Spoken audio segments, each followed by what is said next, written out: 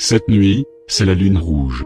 Cette nuit, tout mon peuple va se livrer un gigantesque combat à mort pour déterminer qui va prendre ma place de dominant. Ça peut sembler cruel, mais notre race fonctionne ainsi depuis toujours.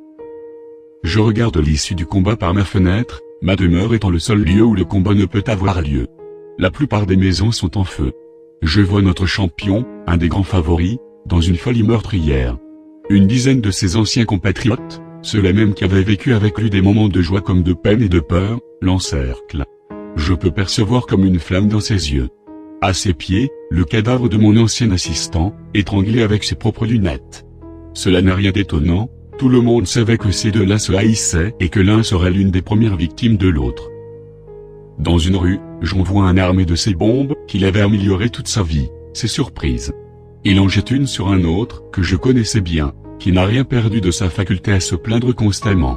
Le visage digne, je peux lire sur ses lèvres « Je t'ai toujours haï » avant que la surprise ne le fasse disparaître dans un nuage noir et un bruit d'explosion. Le farceur, entouré des traces causées par ces surprises ainsi que de lambeaux de chair et de vêtements, part dans un rire dément. Le carnage qu'il a causé et qu'il semble préparer depuis longtemps semble lui provoquer du plaisir. Je sais d'avance qu'il ne va pas survivre à cette nuit. Son esprit est trop vicieux, manipulateur et dispersé, pour que la lune rouge lui accorde sa bénédiction. S'il devient le nouveau dominant, il conduira notre peuple à sa perte. Je peux distinguer ceux ayant refusé le combat en se donnant la mort, un peintre s'est pendu, un poète s'est planté un couteau dans le cœur et un autre, connu pour être un bon vivant, s'est empoisonné pour atteindre le sommeil éternel.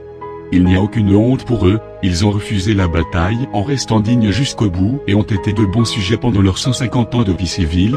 Leur âme pourra atteindre le paradis sur la lune. Je me souviens de lorsque j'avais moi-même survécu à la razzia de la lune rouge, devenant ainsi le guide de notre peuple. J'étais alors appelé le barbu. Il ne restait plus que deux survivants, moi et celui qui exerçait jusque-là la profession de boucher. Je m'étais caché dans sa propre boucherie, pendant qu'il me cherchait, armé de son hachoir taché de sang, et je dus surgir de derrière lui pour l'égorger avec un croc de boucher qui traînait là. Je n'avais tué qu'un seul de mes compatriotes, mais j'avais survécu à cette nuit, qui avait vu la disparition d'environ 100 autres. Je devins alors le chef.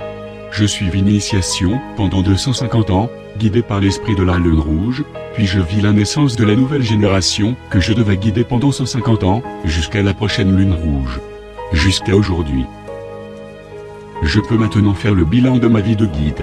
Mon tout premier changement fut de décréter que cette génération serait végétarienne, suite à ma mésaventure avec le boucher.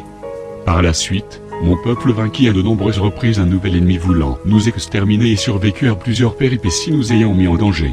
Je pense pouvoir dire que je fus un bon guide. Je me tourne vers la femelle. Son sang n'étant pas entièrement celui de notre peuple, elle ne participe pas à la bataille. Elle survivra à cette nuit, mais son hymen, j'en doute.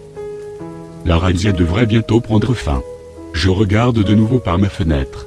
Le champion doit avoir tué une quarantaine de sa quasi-centaine d'opposants. Il décapite le cuisinier avec son couteau à légumes. Il est devenu quasiment entièrement rouge à cause du sang de ses ennemis.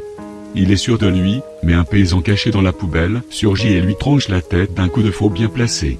Il n'en reste que 3 encore en vie, le paysan, le farceur et un autre, qui se faisait autrefois appeler mon apprenti et qui n'en a tué actuellement que 2, et avec de la chance. Le paysan, en étant à son premier meurtre, ne se rend pas compte que le farceur, toujours en quête de plus de victimes, se dirige vers lui, chargé de ses surprises. Celui-ci aperçoit le paysan par la fenêtre, se prépare à lui envoyer une surprise. Mais mon ancien apprenti se retrouve par hasard derrière le farceur et, sans réfléchir, lui donne un énorme coup de pied, le faisant basculer par la fenêtre dans la maison où se trouve le paysan. À cause du choc, toutes les surprises que transportait le farceur explosent, provoquant ainsi l'effondrement de la maison et la mort instantanée des 2 combattants à l'intérieur.